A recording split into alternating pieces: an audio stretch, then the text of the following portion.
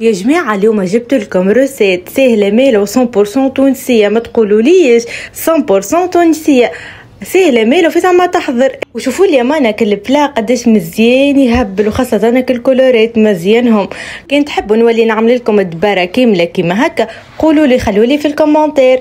تو تحبوا تعرفوا تسيرة كيفاش راهي سهلة مالو اون بلوس 100% صحية. هيا بينا. حاجة خديتها كطماطم والفلفل نتاعي قطعتهم كيما قاعدين تشوفوا، ومن بعد ديك زدت عليهم شوية ثوم وحطيتهم في الفرن مدة 20 دقيقة بالضبط. بعد خرجتهم زدت عليهم كعبتين عظم وزدت عليهم شوية تابلو شويه ملح. تنساوش عاد ضربتك زيت الزيتونه، حطيتك زوز كيكن وبديت.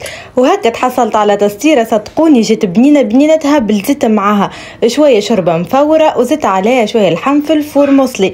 امان بنين مش نورمال. كان تحبوا زاده نخلي لكم المره الجايه كيفاش عملت اللحم وكيفاش عملت الشوربه المفوره، خلولي في كومنتير.